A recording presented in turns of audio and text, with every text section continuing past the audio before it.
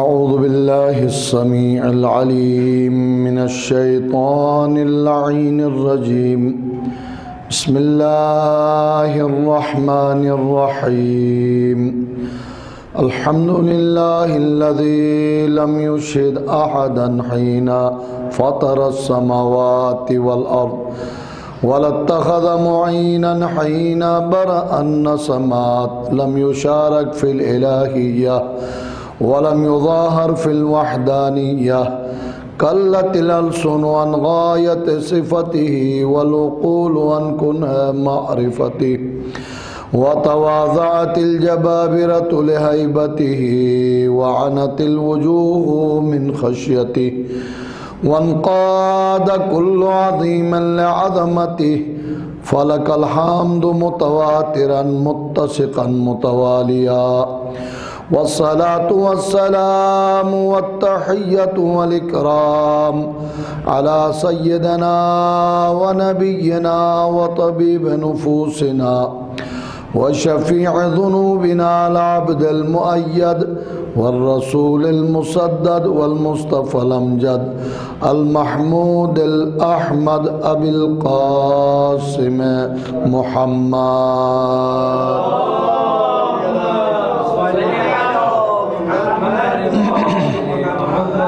وآل بيته الطيبين الطاهرين المعصومين المظلومين الذين أذهب الله عنهم الرجس وطهرهم تطهيرا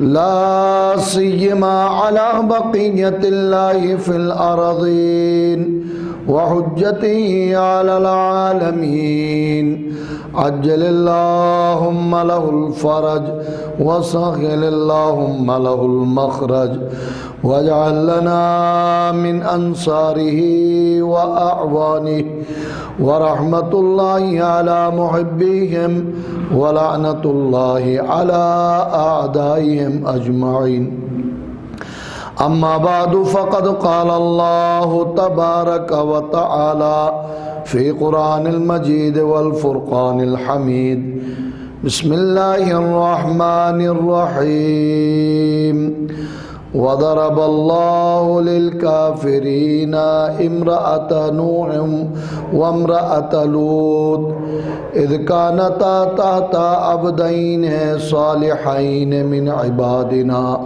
فخانتاهما صلوات اللہ محمد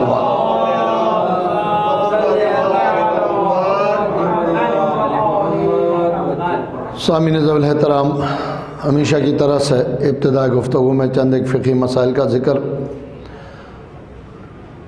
ایک جمعہ کا بیچ میں فاصلہ آیا ہے اور یقین ہے کہ سابقہ گفتگو کے ساتھ ذہنوں کو مربوط کرنا لازمی ہے اور بہت زیادہ وقت لیے بغیر شریعت مقدسہ میں جتنے بھی احکام ہیں اولاً انہیں احکام خمسہ کے نام سے یاد کیا جاتا ہے. یا واجب ہے کوئی حکم، یا حرام ہے، یا مستحب ہے، یا مکروہ ہے، یا پھر مباح ہے.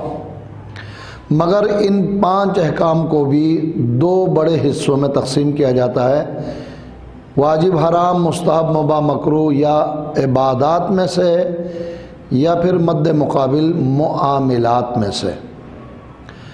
عبادات ہر وہ عمل جس میں قربتاً الی اللہ انجام لانا ضروری ہو اسے عبادت کہا جاتا ہے. معاملے میں قربتاً الی اللہ شرط نہیں ہے. 2 فریق آپس میں جس کام پر آمادہ ہو، شرعی طور پر اگر ناجائز کام نہ ہو تو وہ کام ہو جاتا ہے چاہے قربتاً الی اللہ نہ بھی ہو. خرید و فروخت، اللہ کی خوشنودی کے لیے میں کپڑا نہیں خریدتا ہوں، اپنی خوشنودی کے لیے لیتا ہوں. وہ نہ مجھے خوشنودی خدا کے لیے بیچ رہا ہے. لیکن نماز، روزہ، حج، زکوٰۃ، وضو، غسل، یہ سارے عبادات ہیں اور عبادات میں جب تک قربت الہی شامل نہ ہو عبادت ہی سرے سے غلط ہے. صلوات پڑھیں محمد.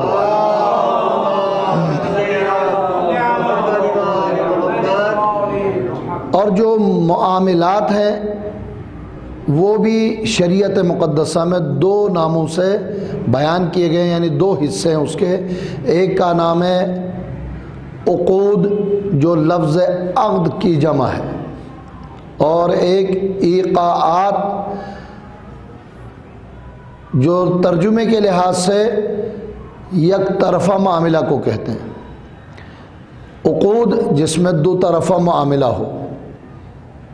آسان ترین مثال عقد نکاح، پرانے زمانے میں نکاح کی طرح سے عقد بیع بھی اسی طرح تھا، ایک چیز بیچ رہا ہوں، دوسرا کہے میں قبول کرتا ہوں۔ جیسے یہاں مولوی حضرات کو پڑھتے سنتے ہو، خود دلہا بھی مولوی کی طرح سے صیغہ پڑھ سکتا اپنے لیے، دلہن بھی جیسے جن کی زبان ہے وہ پڑھتے ہیں۔ ہمارے ہاں مولوی صاحب کے محتاج اس لیے ہیں کہ عربی زبان ہماری زبان نہیں ہے، اور فقہ جعفری میں صیغہ عربی میں ہونا ضروری ہے عقد نکاح میں۔ لہٰذا ایک وکیل مولانا صاحب آتے ہیں دولہا کی طرف سے، اور ایک وکیل دلہن کی طرف سے۔ ایک شخص بھی دونوں طرف سے وکیل بن سکتے ہیں، لیکن دونوں طرف ہے۔ دلہن کی طرف سے پہلے صیغہ ایجاب پیش کرتے ہیں، پھر دولہا کی طرف سے اسے قبول کیا جاتا ہے۔ یہ دونوں طرف کے معاملات، دونوں افراد میں سے کوئی ایک بھی راضی نہ ہو تو عقد نکاح درست نہیں ہے۔ اور بھی شرائط ہیں، لیکن میں اصل معاملہ اور ایقاع سمجھا رہا ہوں۔ لیکن بعض معاملات ایسے ہیں، معاملات کی فہرست میں آتے ہیں لیکن انہیں ایقاعات کہا جاتا ہے۔ ایقاع الف یہ قاف الف اور عین، ایقاع یک طرفہ معاملے سے ہی ہوتا ہے۔ یہی نکاح خدا نے خواستہ جو میں پوری تفصیل بتاتا رہا ہوں، طلاق کے مرحلے تک آئے تو 10 مرتبہ لوگوں نے مجھ سے پوچھا کیا طلاق میں بیوی سے پوچھنا ہے؟ بالکل بھی نہیں۔ حد یہ ہے کہ کوئی ناراضگی ہو، کوئی غلطی ہو، کوئی جرم ہو، تب طلاق کا مرحلہ آتا ہے۔ لیکن یہاں بالکل نیک سیرت خاتون ہے، بلا وجہ بھی طلاق دینا چاہے تب بھی اس کی کوئی اجازت نہیں ہے، ناپسندیدہ ترین عمل ہے۔ لیکن طلاق دینے کا اختیار خدا نے مرد کو دیا ہے، مرد جیسے طلاق دے گا قانون شریعت کے مطابق، البتہ کورٹ سے پرچے جاری کرانے کا نام نہیں ہے۔ جاری کرے گا تو پھر بغیر عورت کی رضامندی کے، یہ بات درست ہے، یہ نکاح طلاق جائز ہے اور واقع ہو جائے گا، بیوی جدا ہو جائے گی۔ اس جیسے عمل کو ایقاع کہا جاتا ہے، یک طرفہ معاملہ ہے، نکاح میں دونوں کی رضامندی شامل ہے، اسے عقد کہا جاتا ہے۔ ایک اور مثال بھی دی جا سکتی ہے، آج کل رائج نہیں ہے، غلام اور کنیز کا سلسلہ نہیں ہے۔ کوئی اپنے غلام کو کہے میں آزاد کرتا ہوں، وہ لاکھ کہے کہ میں آزاد نہیں ہونا چاہتا، وہ کہتا رہے گا لیکن وہ آزاد ہو جائے گا جب اسے آزاد کر جائے، یہ والا معاملہ ایقاع کہلاتا ہے۔ اس سلسلے کی طلاق کے کچھ مسائل میں آپ کی خدمت میں ذکر کرتا رہا ہوں۔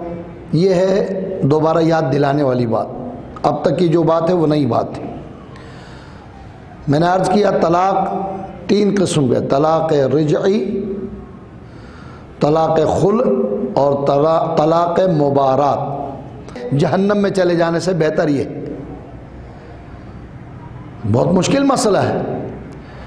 ہم لوگ ظاہری بات کو دیکھتے ہیں کہ ہر پہلو کا ایک باطنی پہلو بھی ہے، اس کی طرف ہم توجہ نہیں کرتے ہیں۔ اب سمجھ لیں گویا تقریر بھی شروع ہو گئی ہے، فقہی مسائل کا وقت تقریباً 15 منٹ ہو گیا گفتگو شروع کیے ہوئے۔ اس صحابی کی مثال بہت مشہور ہے جس نے مرتے وقت اپنے پورے گودام کو مرنے کے بعد انفاق کرنے کا حکم دیا۔ واقعہ یاد آ گیا؟ رسول اکرم کو باقاعدہ وصی بنایا، جس کو وصیت کی جائے اس کو وصی کہتے ہیں، اور کہا کہ یا رسول اللہ اب اس شخص کا انتقال ہو گیا، اس کے وصیت پہ عمل ہونا چاہیے۔ بھیجا اصحاب کو گندم، کھجور، کشمش، نامعلوم کیا کیا چیزیں تھیں، سب کو راہ خدا میں اس کے مرنے کے بعد انفاق کیا گیا۔ دیکھیں اسلام سیکھو، دین سیکھو، بعد میں تجارت کرو، یہ اسی لیے بتایا گیا ہے۔ خیر معاملہ مکمل ہوا، ایک صحابی سے کہا جا کر گودام کو چیک کر لو کچھ رہ تو نہیں گیا کہ موصول ہو جائے۔ یہ بھی بہت بڑا تفصیلی مسئلہ ہے جناب، کسی کو وصی بنا کے دیکھو کیسے تمہاری وصیت پہ عمل کرتا ہے۔ یہ طنزیہ جملہ کہہ رہا ہوں، وہ بندہ بھی غائب، وہ چیزیں بھی غائب، کہاں خرچ کرنے کو کہا، کہاں چلا گیا، حتیٰ یہ کہ علماء کرام کی لائن بھی بہت بدنام ہے اس سلسلے میں۔ امین کو خدا بہت محترم جانتا ہے جب وہ امانت دار ہو، لیکن امانت دار امین اپنے امانت داری کا خیال نہ رکھے تو اس سے بڑا بدترین انسان خدا کی نگاہ میں نہیں ہے۔ لہٰذا شریعت مقدسہ میں حکم ہے عبادتوں، روزوں، نمازوں کو دیکھ کر مومن نہ سمجھو، اس کی امانت داری، اس کی سچائی اور اس کے وعدہ وفا کرنے کو دیکھ کر اسے مومن سمجھو۔ صلوات پڑھیں محمد وعلیہ۔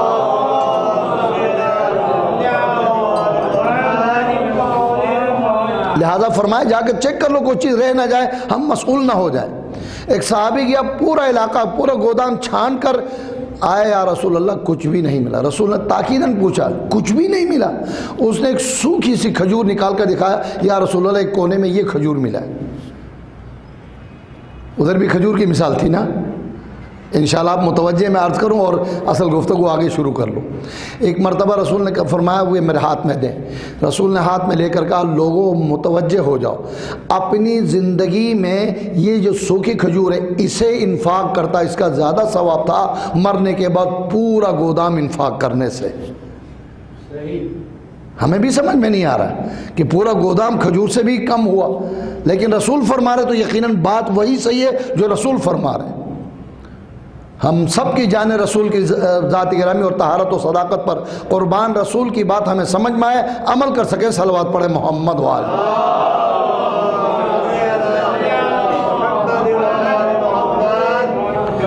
اس سے نتیجہ نکلتا کہ انسان اپنی زندگی میں مختصر بھی کام کرے نیکی کے لحاظ سے وہ زیادہ بہتر ہے مرنے کے بعد کام کروانے سے۔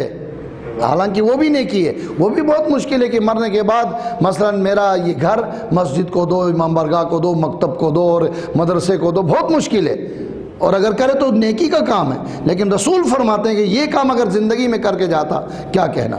علت ریزن کیا بتائی گئی ہے؟ بھئی وہ انفاق تو کر رہا ہے، کیوں ایسا کہا ہے؟ وجہ یہ ہے کہ جب تک زندگی انسان ان تمام چیزوں کا محتاج ہے، جو چیز تمہیں چاہیے اسے راہ خدا میں دے تو اس کا بڑا مرتبہ ہے۔ مرنے کے بعد اب وہ گل سڑ جائے گا، اسے کم از کم انفاق کر لو، ہو تو جائے گا نیکی، لیکن فضیلت کے لحاظ سے زندگی والا معاملہ۔ لہذا چوتھا پارہ اکثر آپ بھی تلاوت کرتے ہیں، میں نے بھی کیا آپ کے سامنے، لن تنالوا البر حتی تنفقوا مما تحبون، اپنے پسندیدہ چیز کو، ضرورت کی چیز کو جب تک خدا کے راہ میں انفاق نہ کرو وہ کامیابی حاصل نہیں ہو سکتی۔ صلوات پڑھیں محمد و آل محمد۔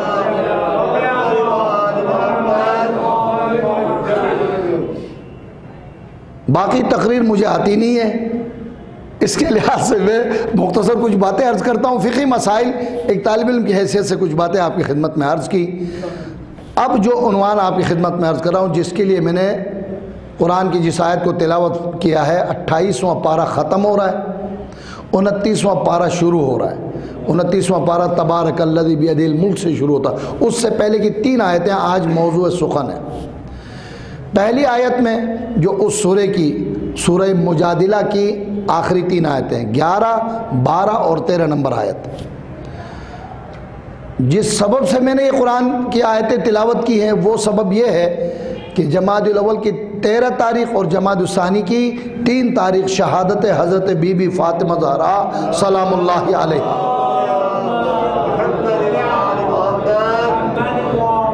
صرف عقیدت مندی کے ساتھ بات نہیں، علماء، فقہا، مجتہدین کا حکم ہے۔ یہ وہ زمانہ ہے کہ جہاں جتنا ہو سکے ائمہ کا تذکرہ ہو، بالخصوص شہزادی کونین بذ رسول حضرت فاطمہ زہرا سلام اللہ علیہا کا تذکرہ۔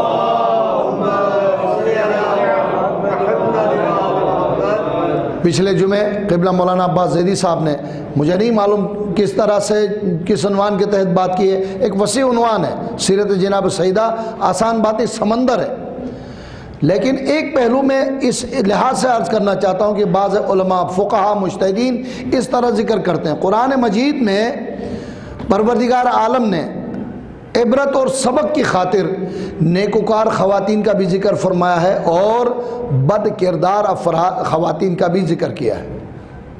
سورہ مجادلہ کی 11ویں آیت کا جو ابتدائی حصہ آپ کی خدمت میں تلاوت کی، وَضَرَبَ اللَّهُ لِلْكَافِرِينَ امْرَأَةَ نُوحٍ وَامْرَأَةَ لُوط، پروردگار کافروں کے لیے ایک مثال پیش کرتا ہے نوح کی بیوی اور لوط کی بیوی کا۔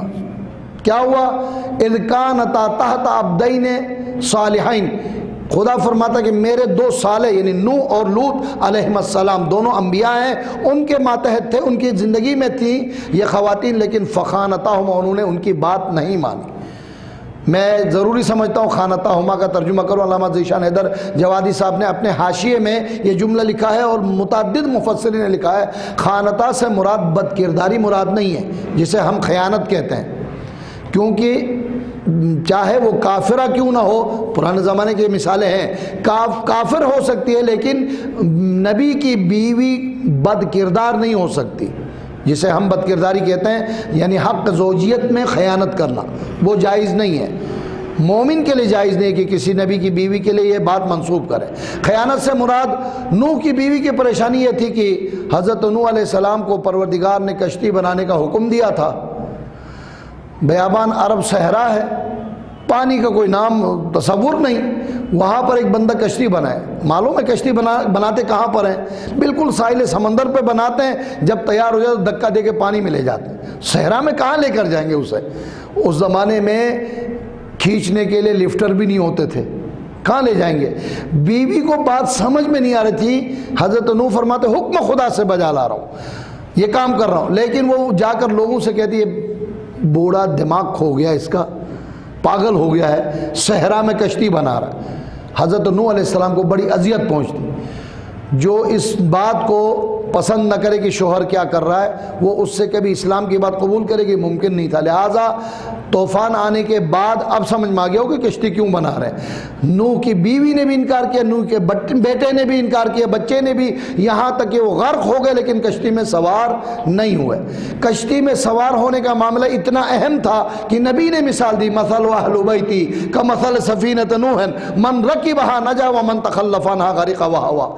کشتی نوح کی مثال میرے اہل بیت کی مثال ہے، جو اہل بیت سے متمسک رہے سمجھ لو کشتی نجات میں سوار ہوئے، جو ان سے دور رہے اہل بیت کی نہیں مانی غرق وہوا، وہ غرق ہو گئے، دنیا میں بھی خوار و ذلیل ہوئے۔ صلوات پڑھیں محمد۔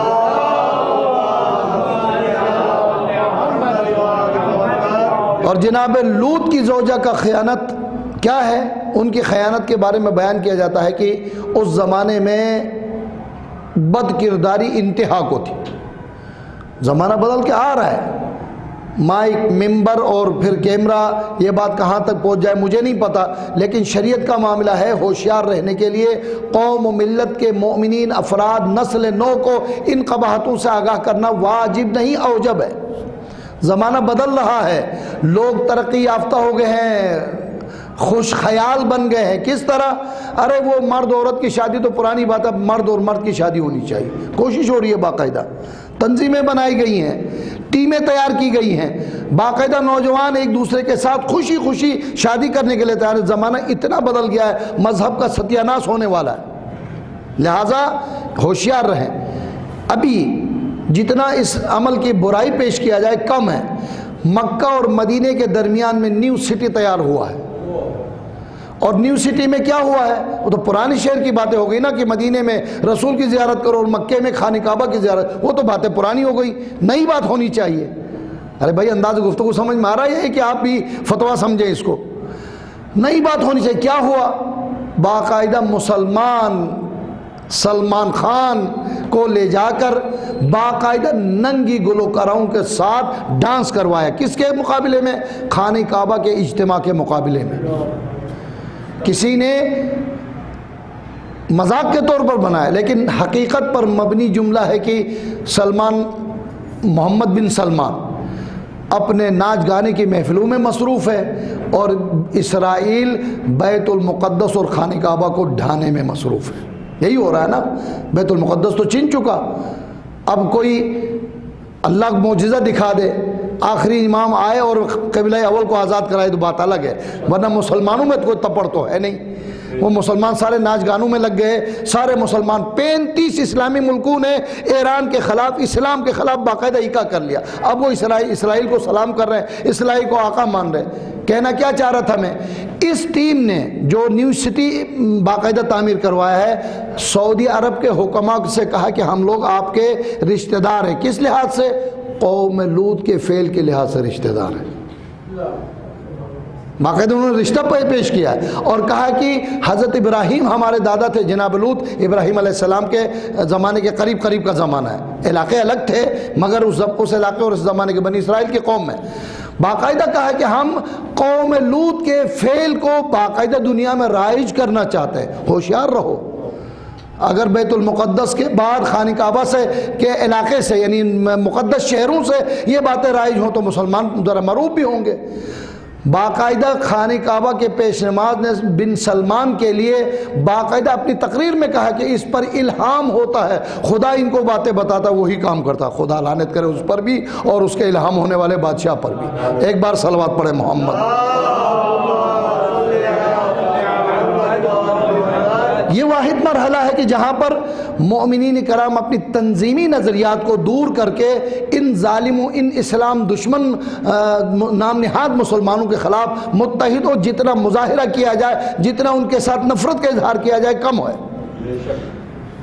میرا نہ کسی تنظیم کے ساتھ نفرت ہے، نہ کسی کے ساتھ کوئی محبت ہے، یہ آپ رکھیں، میں ایک درمیانی بندہ ہوں، لیکن جو دین کے لیے کام کرے اس کے ساتھ ہونا ہم سب کا ایک فریضہ ہے۔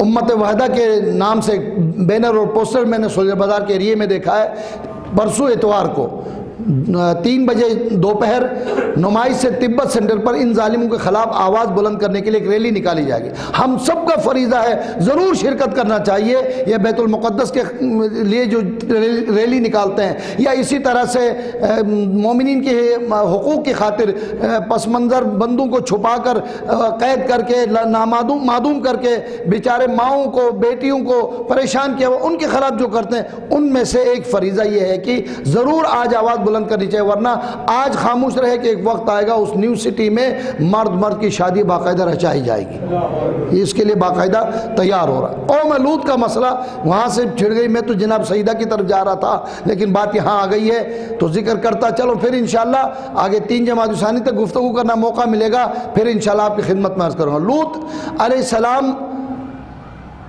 اس گناہ کے خلاف اتنا مقابلہ کرتے تھے کہ کوئی باپ کہہ نہیں سکتا وہ بات کی ہے۔ قرآن نے باقاعدہ کوڈ کی ہے۔ کیا؟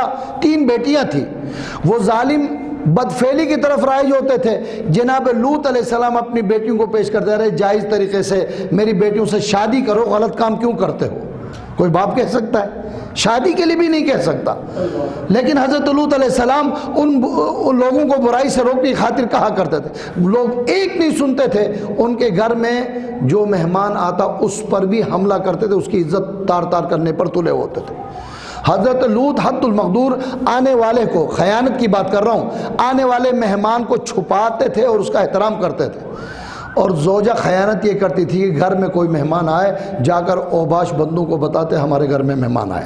یہ ہے خیانت۔ معلوم یہ ہوا کہ اگر شوہر گھر میں اپنے مفاد کی خاطر، دین کی خاطر، اور لازم ہے خدا کے حکم خاطر کوئی کام کرے، بیوی کا کام پارٹنر ہے نا، زندگی کا پارٹنر ہے، شریک حیات کیوں کہتے ہیں، اگر ساتھ نہیں دے سکتی ہے تو کم از کم مخالفت تو نہ کرے۔ بات سمجھ میں آ رہی ہے؟ اور یہ کام بہت اہم کام ہے۔ گھر کی خاتون میری بات کو نہیں مانے تو محلے والے کون مانیں گے؟ حضرت امام خمینی کی زندگی میں یہ مثالیں بہت ملتی ہیں، اور خصوصیت سے میں عرض کر رہا ہوں، سید العلماء، استاد العلماء، استاد المجتہدین حضرت آیت اللہ خوئی رحمۃ اللہ علیہ کی ایک مثال ہے۔ کسی نے سوال کیا تھا چلتے چلتے زندگی میں، آپ اس نہج پر یعنی اتنے بڑے عالم کیسے بنے، عالم کیسے بنے؟ اور بہت ساری باتیں پیش کی جا سکتی تھی۔ کہا زندگی میں میری بیوی کے ساتھ دینے کی وجہ سے اس مقام پر پہنچا ہوں۔ یہ پیغام پہنچے میرے ماں بہنوں تک تو کچھ تو بات سمجھ میں آ جائے گی۔ اس نے سوال تفسیر پوچھا کہ بتائیں کوئی ایسی مثال تو بتائیں۔ کہا میں کل درس دینا ہے، ایک مسئلے میں پھنسا ہوں. ہم سمجھتے ہیں نا کہ حقہ پی کے، وہ عام طریقہ اس لیے عرض کر رہا ہوں، رات کو حقہ پیتے صبح حلال اور حرام بیان کرتے ہیں، ہم یہ سمجھ کے بیٹھے ہیں. نہیں، مہینوں لگتے ہیں، سال لگتے ہیں، تب کوئی حلال و حرام کی بات پیش کرتے ہیں. کسی جوان عمر انسان کو مجتہد دیکھا کبھی؟ 60 سال 70 سال سفید داڑھی اور بیچارے کمر خم ہو گئی ہے، تب جا کے مجتہد ہونے کا اعلان ہوتا ہے. پوری زندگی صرف کرتے ہیں. آیت اللہ خوئی نے مثال پیش کی. میں اس لیے کہہ رہا ہوں کہ میری بیوی کی وجہ سے میں اس مقام پر پہنچا ہوں. رات کا وقت ہے، پہلی پہر ہے، رات کا آغاز ہے، کتاب دیکھنے میں مصروف ہوں. بیوی سے کہا چائے دو. بیوی سے تو کہا چائے دو، وہ چائے لے کر آئیے، مجھے خبر نہیں، میں اپنے کام میں مصروف ہوں. سحری کا وقت ہوا، پلٹ کر دیکھا چائے کا کپ لے کے کھڑی تھی بیچارے. میں عوامی زبان میں بات کرتا تو زیادہ مزہ آتا، لیکن مناسب نہیں ہے. ہمارے ہاں پلٹ کے شوہر کو لات تو مار سکتے ہیں، کپ لے کے کھڑے نہیں ہو سکتے. یقین جانیے معاملہ اس حد تک بگڑا ہوا. پریشان نہیں ہونا، گھر کی بات نہیں بتا رہا ہوں، لیکن ماحول کی بات بتا رہا ہوں. ایسا بعض دفعہ کہتے ہیں کہ مولانا صاحب آج گھر سے بیوی سے لڑ کے آئے ہیں تو بتا رہے ہیں ہم. ایسا کوئی معاملہ نہیں ہے. اللہ کے نیک بندے ایسے ہیں کہ شوہر کے کام میں اسے کامیاب کرتے ہیں اپنے رویے کے ذریعے سے. اس سے بڑھ کر کیا میں مثال پیش کر سکتا ہوں؟ مولا کائنات امیر المؤمنین علی ابن ابی طالب علیہ السلام سے بڑھ کر کوئی مجاہد ہے؟ فرماتے ہیں کہ جب بھی جنگ میں تھک ہار کر زخموں سے چور ہو کر جب گھر آتا، فاطمہ کا رویہ ایسا ہوتا کہ اگلے دن پھر جہاد کے لیے آمادہ اور تیار ہوتا. صلوات پڑھے محمد وآلہ. پھر وہی ماحول کی بات، ہمیں جو تمغہ دیا جاتا کیا ہے؟ سارے اسلام کی ٹھیکیداری تمہیں دی گئی ہے، سب کو سیدھا کرنے کی ٹھیکیداری تمہیں دی گئی ہے. حتیٰ یہ کہ ممبر مجلس سے بیان کرنے والے موضوع تک پر لوگ اعتراض کرتے ہیں، یہ بات آپ نے کیوں کی، یہ بات کیوں نہیں کی. اب بات بھی لوگوں کی مرضی کے مطابق کرو. اب بات تقریباً مکمل کرنے جا رہا ہوں. پیغمبر فرماتے ہیں آخر زمانے میں ایک وقت آنے والا ہے کہ خطابت کرنے والا واعظ بھی لوگوں کی مرضی کے مطابق بات کرے گا، اسلام کے مطابق بات نہیں کرے گا. ایک ذاکر کی بات ہے، وہاں جا کے پوچھتا ہے کہ یہاں کیسا ماحول ہے، کیسی بات کو پسند کرتے ہیں؟ آپ بتائیں کیسی بات کو پسند کرتے ہیں؟ کون سانپ بچھوؤں اور عقرب اور سانپ کے ڈسنے اور آگ کے گرز مارنے کی بات کو پسند کرے گا؟ پسند کرتے ہیں کلمہ پڑھ، نعرہ مار اور جنت میں کود جا، بس جنت کا دروازہ کھول. یہی بات سب پسند کرتے ہیں. میں ممبر پر بیٹھ کر یہ مثال دیتا ہوں، اور دینا میں اپنے لیے ضروری سمجھتا ہوں. ایصال ثواب کی مجلس ہے، میرے ساتھ ہونے والی بات. ایصال ثواب کی مجلس ہے. ایک مرتبہ پرچی دی جاتی ہے، میٹھی مجلس پڑھو. میں نے کہا کھٹی مجلس کون سی ہے؟ مجھے تو نہیں معلوم کہ کھٹی اور کڑوی مجلس کون سی ہے. باقاعدہ وضاحت سے کہا ہمارے ہاں قبر سوال جواب کو پسند نہیں کرتے، بس بولو کہ الزامات جب مومن مرتا ہے تو وہ شہادت کی موت مرتا ہے، وہ سیدھا جنت چلا، یہ بات پسند کرتے ہیں ہم لوگ. خیر اس میٹھے کو جو انہوں نے پرچی میں دیا، میں نے اتنا کھٹا کر دیا کہ سام بچھو کا سارا ذکر کیا. جب اترنے کے بعد جواب کیا ملا پتہ ہے؟ ایک باقاعدہ ریٹائرڈ جرنیل کی طرف سے، یعنی ہوشیار ذمہ دار بندے کی طرف سے، تمہارا خدا اتنا ظالم ہوگا، میرا خدا ظالم نہیں ہے، وہ بڑا رحیم و کریم ہو، میری ساری غلطیاں جو جرنیل بننے تک چھیترے لوگوں کو مارے وہ سب معاف کرے گا انشاءاللہ. یہ میرا فیصلہ ہے، خدا کا فیصلہ نہیں ہے. دین کی بات پہنچانا ضروری ہے، اور اس کے لیے زندگی کے پارٹنر، شریک حیات، عورت کے کامیاب کرنے کے لیے مرد کا، اور مرد کے کامیاب کرنے کے لیے عورت کا بڑا اہم رول اور کردار ہوتا ہے ہمارے معاشرے میں. اب اگلی گفتگو میں یہ بات مکمل کر سکوں گا، آج وقت تقریباً مکمل ہو رہا ہے. اجازت ہو تو 10-15 منٹ اور لے لوں. صلوات پڑھے محمد وآلہ. بچے پریشان تو نہیں ہوا؟ 15 منٹ اور لوں گا. خلاصہ یہ ہے کہ پروردگار نے ایسی مثالیں پیش کی ہیں کہ ماحول انتہائی سازگار تھا. ارے بھائی نبی کا گھر ہے، اس سے بڑھ کر بہترین ماحول کیا ہوگا؟ لیکن اس ماحول سے نہ نوح کی بیوی نے کوئی فائدہ لیا، نہ لوط کی بیوی نے. وہ نبی تھے، وہ پیغام دیتے رہے، ان پر ذرہ برابر اثر نہیں ہوا. ہم کہتے ہیں کہ بھائی ماحول نہیں ملا، اس وجہ سے میں مومن نہیں بن سکا، میں سچا نہیں بن. یہاں کیا جواب دیا جائے؟ اور فوراً اگلی آیت، میں سورہ مجادلہ عرض کر رہا ہوں، اگر سورہ یاد نہ رہے 29واں پارہ شروع ہونے سے ایک صفحہ پہلے جا کر آج قرآن کا وہ یہ حصہ پڑھ لیجئے. وَضَرَبَ اللَّهُ لِلْمُؤْمِنِينَ، پروردگار کے ارشاد فرماتا ہے کہ پروردگار مؤمنین کے لیے ایک مثال پیش کرتا ہے. کیا؟ اذ قالت، جب فرعون کی بیوی نے کہا رب ابن لی بیتن عندک فی الجنت، پروردگار ظالم کا ظلم بہت بڑھ چکا، اب میری برداشت ختم ہونے والی ہے، لہٰذا اب میں تیری بارگاہ میں آ رہی ہوں، جنت میں ایک گھر تیار کر، بس میں حاضر ہو رہی ہوں. وَنَجِّنِي مِن فِرْعَوْنَ وَعَمَلِهِ، فرعون اور اس کے کردار سے مجھے نجات عطا فرما. کب بات ہے؟ جب فرعون کو پتہ چلا کہ میری بیوی مومنہ ہے، اس نے جو ظلم کیا ہے، دہکتی انگاروں کی طرح سے عرب کے گرم صحرا میں پتھروں پر لٹایا، سینے پر پتھر توڑنا شروع کیا. آخر بندہ کب تک برداشت کرے؟ برداشت نہ ہو سکا، دعا کی پروردگار بہت ہوا، اب میں جنت میں آ رہی ہوں، میرے لیے جگہ بنا دے. پروردگار کا قرآن میں ذکر کرنا بتا رہا ہے کہ نہ صرف اس دعا کو سنا ہے بلکہ دعا کو قبول بھی فرمایا. روایت صحیح میں ہے، پیغمبر فرماتے ہیں کہ آسیہ بنت مزاحم زوجہ فرعون کا اتنا بڑا مقام ہے کہ پروردگار حضرت خدیجہ طاہرہ کے برابر جنت میں مقام عطا فرمائے گا. صلوات پڑھے محمد وعلیہ.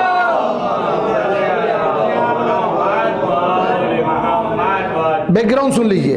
اب ہم کسی سے کہتے ہیں بھئی یہ کیا ہوا، مومن انسان کیوں بہک گیا؟ کہ ماحول خراب ہو گیا. فرعون کے ماحول سے کوئی خراب ماحول کے تصور میں آ سکتا ہے؟ وہاں بھی ایک مومن اپنے ایمان کو بچا سکتی ہے، تو آج میڈیا کے دور میں ہمارا مومن، ہمارا بچہ، ہمارے مومنہ کیوں ایمان کو بچا نہیں سکتی؟ انسان کا قصد ہونا چاہیے. انسان اگر مصمم ارادہ کرے، ایک قدم بندہ خدا کی طرف اٹھاتا ہے، 10 قدم پروردگار اسے اپنی طرف قریب کرتا ہے. میں نے آیت بار بار تلاوت کی ہے، والذین جاہدوا فینا لنہدینہم سبلنا، جو ہماری راہ میں جہاد کرتے ہیں، جہاد سے مطلب تلوار مارتے نہیں، دین کو سمجھنے، دین پر عمل کرنے کی کوشش کرتے ہیں، ہم انہیں ایک نہیں کئی مواقع، کئی راستے فراہم کرتے ہیں، وہ ہماری طرف آ سکتے ہیں. لیکن انسان نہ کر سکے، نہیں کرنا چاہے تو پھر سارے راستے مسدود ہو جاتے ہیں، برکتیں چھن جاتی ہیں، رحمتیں ختم ہو جاتی ہیں. اب زمانہ یہی ہے، رحمتیں بند، برکتیں ختم، پانی بھی بند، بجلی بھی بند اور گیس بھی بند، بس منہ تکتے رہو ایک دوسرے کا. بہت ہی یہ مسائل پیدا ہو گئے ہیں ہماری ہی کرتوتوں اور ہماری ہی بد کرداری کی وجہ سے. صلت اللہ علیہم، 10 بار ذکر کیا میں نے. ایسے زمانے میں یہ گناہ کرنے والے، خصوصیت سے امر بالمعروف نہی عن المنکر نہ کرنے کی وجہ سے پروردگار ایسے شریر لوگوں کو ان پر مسلط کرے گا کہ اب دعائیں کمیل پڑھی جائے گی، تلاوتیں کی جائے گی، ان کے ظلم سے بچنے کی دعائیں کی جائے گی. نہ آسمان میں کوئی سننے والا، نہ زمین میں ان کی کوئی بات سننے والا ہے، کیونکہ ان کے عمل کی وجہ سے تو مسلط کے. صلت اللہ علیہم شرار لا علم لا حلم لا ولا رحم لا. ہو رہا ہے یعنی جو مسلط ہوتا ہے، نہ اس نام کا کوئی رحم اس کے دل میں، کون مر رہا ہے، کون جی رہا ہے، کون کیا کر رہا ہے، کس کو نان نفقہ حاصل ہو رہا ہے، کس کو نہیں ہو رہا، کون جانتا ہے. بس اپنے اپنے کاموں میں مست اور مصروف ہیں. یہ انسان کے کردار کی وجہ سے ہوتا ہے. دوسری مثال حضرت آسیہ بنت مزاحم یعنی زوجہ فرعون کی مثال پیش کی. دونوں کا الگ الگ ماحول ہے. وہ نبی کے گھر میں ہوتے ہوئے بھی اسلام قبول نہ کر سکے، اسلام لے نہ سکے، ایمان لے نہ سکے. یہ فرعون جیسے انا ربکم الاعلی کہنے والے کے گھر میں بھی ہوتے ہوئے بھی اسلام کو ہاتھ سے جانے نہیں دیا. 2 مثالیں اور تاریخ نے دی ہیں. جناب حزقیل، نام سنا ہوگا. حزقیل، بعض علماء کہتے ہیں باقاعدہ کچھ قوموں پر وہ اسے نبی بھی بنایا تھا، بعض کہتے ہیں نہیں بس نیکوکار انسان تھا. اس کی زوجہ فرعون کے گھر میں، کزن تھا فرعون کا، اور بہت سے باتوں میں اس سے مشورہ لیتے، یعنی وزیر بھی تھا اس کا، لیکن وہ اپنے دل میں ایمان لیے ہوئے بیٹھا تھا. اس کو قرآن نے کہا ہے یکتم ایمانہ، جس نے اپنے دل میں ایمان کو چھپائے رکھا تھا اور جس کا لقب ہے مؤمن آل فرعون. پہلے اس کی بیوی کا ذکر کرتے ہیں چونکہ تذکرہ اسی طرح جناب سیدہ کی پاک زندگی کی طرف اشارہ کرنا مقصود ہے. ایک مرتبہ فرعون کو پتہ چلا کہ حزقیل کی زوجہ مؤمنہ ہے، مجھے خدا نہیں مانتی. 3 بچیاں تھیں اس کے گود میں. ایک کو اٹھا کر تپتی تیل میں کڑھائی میں ڈالا، ماں کے سامنے معاملہ، ہم فوراً اس کو خدا مان لیں گے. اس نے کہا میرا بچہ قربان ہو جائے لیکن میں تمہیں خدا نہیں مان سکتی. دوسرے بچے کو بھی پھینک دیا. تیسرا بچہ دودھ پیتا بچہ تھا، یعنی کہ انتہائی کم سن. اسے بھی چھین کر تیل میں پھینکنے لگا تو اس خاتون کا دل کچھ ڈگمگا گیا، ظاہر ممتا کا تقاضا ہے، کہنے لگی کہ شاید میں اسے خدا مانوں اور میں اپنی بچی کو بچا لوں۔ معجزہ خدا کب دکھاتا ہے؟ بچی نے بولنا شروع کیا اور کہا ماں 2 کے بارے میں صبر کیے نا، اب صبر کر، تمہیں جنت میں مقام ملنے والا ہے۔ صلوات پڑھیں محمد وآلہ۔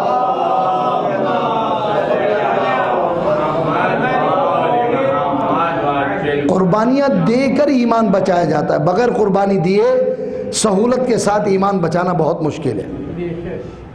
بس ایک مثال اور تھی جو میں آج ذکر کرنا چاہ رہا تھا، اسی آیت کے اسی سورہ کے آخری حصے میں اس مریم کا ذکر کرو جس کو عصمت کو پروردگار نے اتنا بلند رکھا، احسنت فرجہا، جس کے لیے قرآن نے اعلان کیا یا مریم ان اللہ اصطفاکی وطہرکی واصطفاکی علی نساء العالمین۔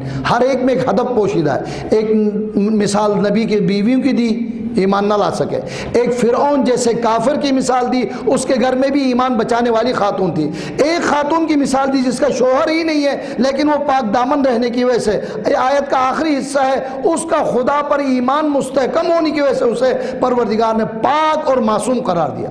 یا مریم ان اللہ اصطفاکی وطہرکی واصطفاکی علی نساء العالمین۔ امام جعفر الصادق علیہ السلام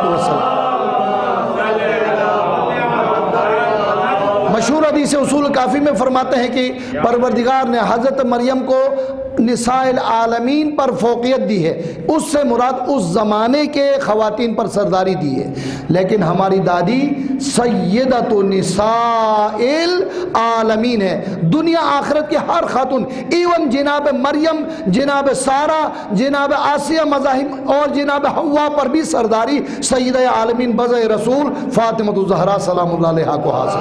صلوات پڑھیں۔ میں بات مکمل کر رہا ہوں بس۔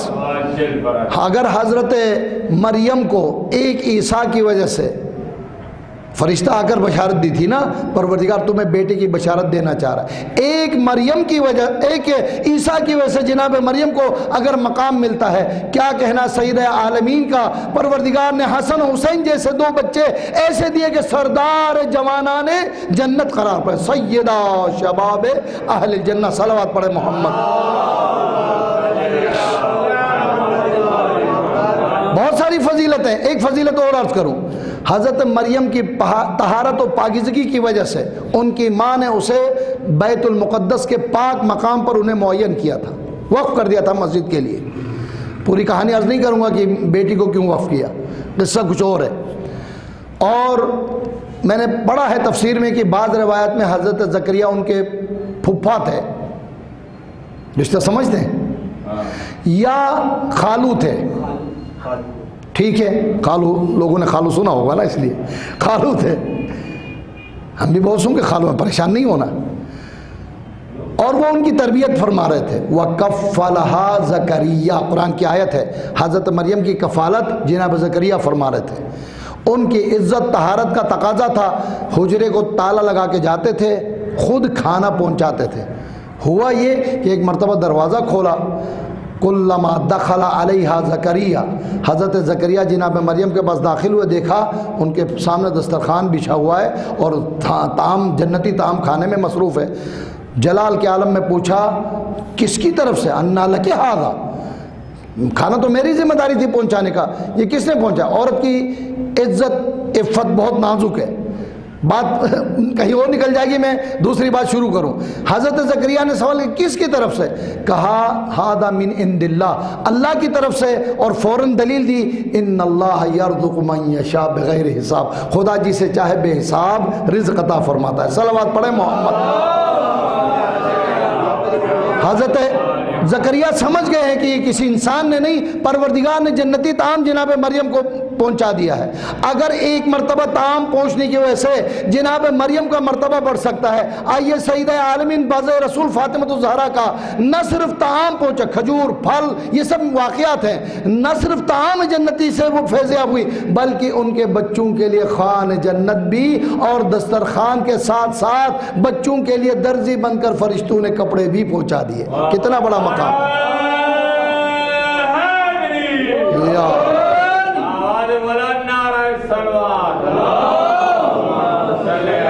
امام نے فرمایا جناب مریم کا بڑا مرتبہ ہے، لیکن ہماری سیدہ جناب مریم کی بھی سیدہ و سردار ہے۔ کیا عرض کروں، اگر پروردگار نے قرآن مجید میں ان اللہ اصطفیٰ کی وطہر کے پاکیزگی اور طہارت کا اعلان کیا ہے، تو جناب سیدہ کے لیے خصوصی طور پر سورہ احزاب کی آیت تطہیر انما یرید اللہ لیذھب عنکم الرجس اہل البیت ویطہرکم تطہیرا۔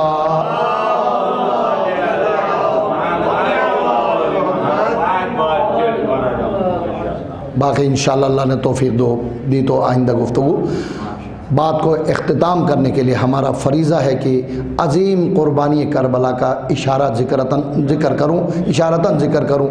میں نے عرض کیا نا کہ جناب حزقیل کی بیوی نے آخری بچی کو بھی قربان کر دیا، اور معجزتاً اس نے جواب دیا کہ بچی کی قربانی دو اور اسلام بچاؤ۔ حسین ابن علی نے کیسے بچایا؟ آخری آواز استغاثہ بلند کی، حل من ناصر ینصرنا حل من مغیث یغیثنا علی آل احمد المختار، اکیلا ہو گیا ہوں، کوئی ہے جو احمد مختار کے فرزند کی مدد کرے؟ جواب کہاں سے آیا؟ رباب کے خیمے سے۔ حضرت علی اصغر نے اپنے آپ کو جھولے سے گرایا، مولا زخمی حالت میں در خیمے پر آئے، کہا بہن زینب یہ رونے کی آوازیں کیوں آ رہی ہے؟ کہا بھیا علی اصغر نے اپنے آپ کو جھولے سے گرایا ہے، مولا علی اصغر کو لے کر چلے۔ ظالم سمجھے کہ شاید مصالحت کے لیے قرآن لے کر آئے ہیں، جب تیلے پر چڑھے اور ایک مرتبہ کہا اے فرزند حجت خدا ذرا اپنی طرف سے حجت تمام کرو، علی اصغر نے سوکھی زبان اپنے ہونٹوں پر پھرائی، ظالم منہ پھیر کر رونے لگے، لیکن ابن سعد کہتا ہے اقطع کلام الحسین، حسین کے کلام کو قطع کرو۔ ہرملا نے تیر پھینکنا چاہا، ایک مرتبہ ہاتھ کام پہ اور تیر زمین پر گرا۔ عمر سعد کہتا ہے ظالم تو بڑا بہادر تھا، ایک بچے سے تو گھبرا گیا، کہا تجھے معلوم نہیں جب میں تیر پھینکنا چاہتا ہوں کوئی برقدار سیدانی ہے قاتل جو علی اصغر کے سامنے آ کر کھڑی ہو جاتی اور کہتی ہے اے ہرملا میرے بیٹے نے تمہارا کیا بگاڑا ہے؟ ہائے ازادار و ظالم کتنا شقی تھا، ایک مرتبہ تیر پھینکا، فانقلبت الصبی علی ید ابی، علی اصغر باپ کے ہاتھوں پر منقلب ہوا، خون ناحق چلو میں گرا، چاہا آسمان کی طرف پھینکو آسمان نے قبول نہیں کیا، چاہا زمین کی طرف پھینکو زمین نے قبول نہیں کیا۔ مولا نے اپنے داڑھی کا خضاب بنایا اور دعا کی پروردگار تو گواہ رہنا، اسی حالت میں قیامت کے دن تیری بارگاہ میں حاضر ہوں۔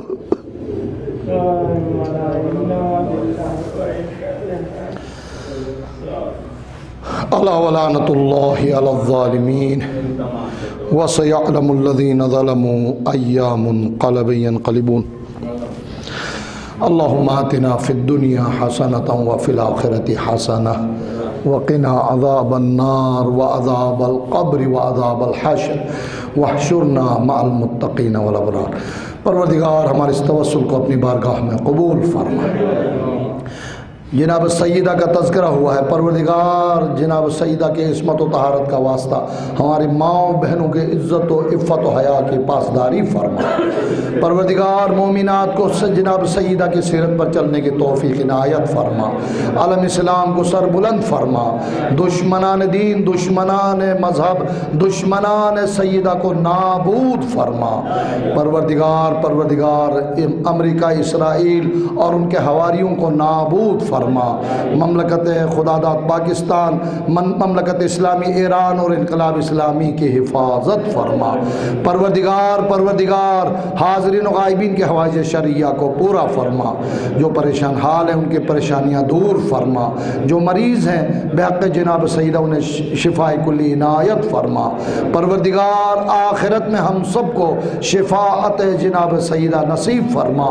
پروردگار اپنے آخری حجت کے ظہور میں تعجیل فرما، قلب مبارک امام کو ہم سے راضی و خوشنود فرما، ہمارے مرحومین کی مغفرت فرما۔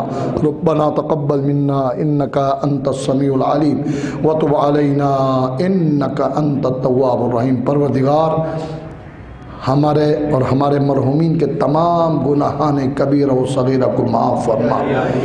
مرحومین کی مغفرت کی خاطر جملہ تمام مرحوم مومن مومنات، شہداء اسلام، علماء، مرحوم قائدین اور اس ادارے کے سے منسلک جتنے خدمت گزار علماء مومنین کرام دنیا سے گزر گئے، ان سب کے لیے آپ تمام حضرات کے مرحومین اور کچھ تازہ مرحومین میں التماس کروں میرے برادر مرحوم شیخ محمد حسن نجفی اور کچھ مومنین کے لیے دعا کے التماس ہے۔ رحم اللہ من قرأ الفاتحہ۔ بسم اللہ۔